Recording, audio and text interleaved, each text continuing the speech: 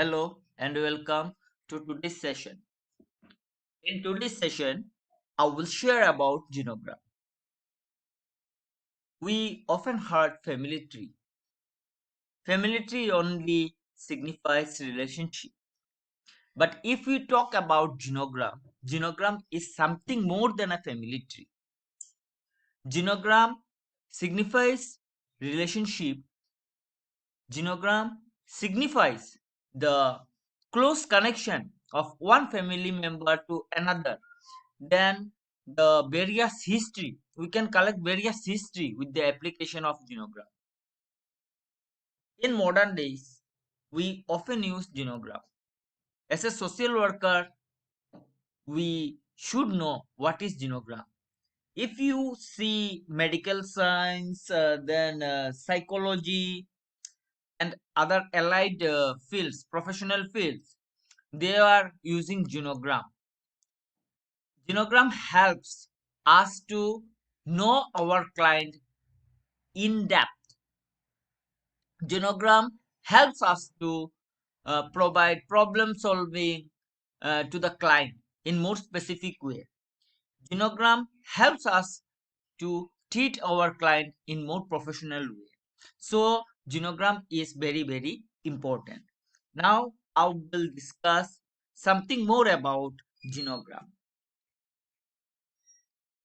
Genogram is a graphical representation of a family tree that displays detailed data on relationship status of an individual with other family members. Genograms allow a therapist and his client to quickly identify and understand various patterns in the client's family history, which may have had an influence on the client's or patient's current state of mind. Genogram maps out relationships and traits. Genograms were first developed by Monica McGoldrick and Randy Dodson in 1985. Genograms are now used in various fields such as medicine, psychology, social work, genealogy, genetic research, and education.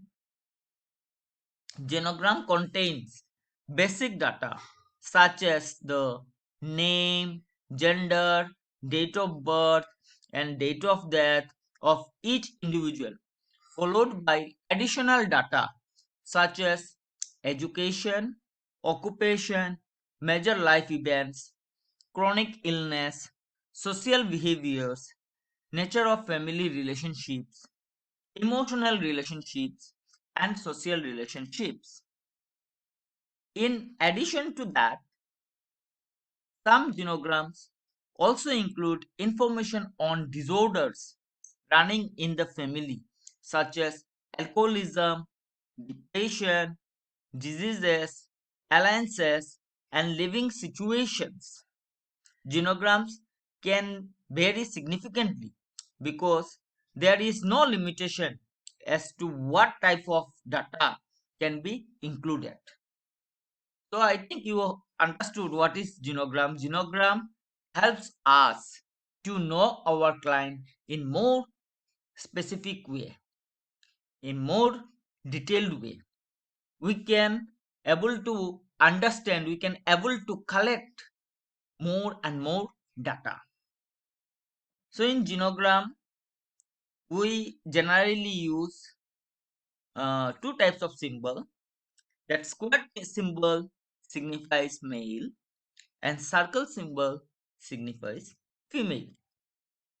In family tree also we can use such type of symbols, but in genogram in general we are using square symbol to identify male and circle symbol to identify female. Now I will give you one example of genogram by which you will be able to understand genogram in more specific way.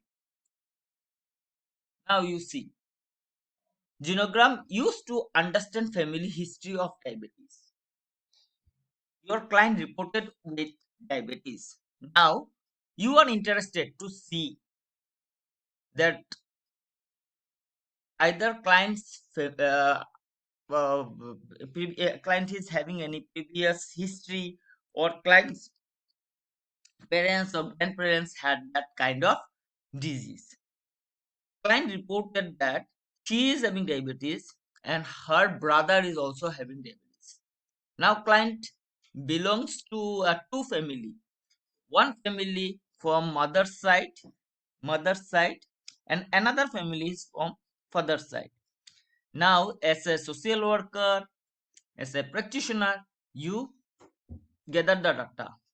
You draw a diagram, and from there you identify that in mother's side, client's mother side, client's mother had diabetes, and also client's grandma had diabetes.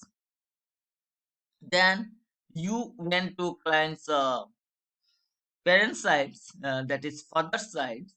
You identified that client mm, father, auntie, uncle, they didn't have any diseases. Then client's grandpa from father's side had only heart disease, not diabetes. So from that, you can understand that client may develop diabetes from the side, from her maternal side. So in that way, you can use genogram. So you will be able to collect more and more information with the help of a diagram. So that's why it's a graphical representation only, which will help you to understand your client and understand the history of your client in more specific way. That's all for today's session. Thank you. Have a nice day to you all.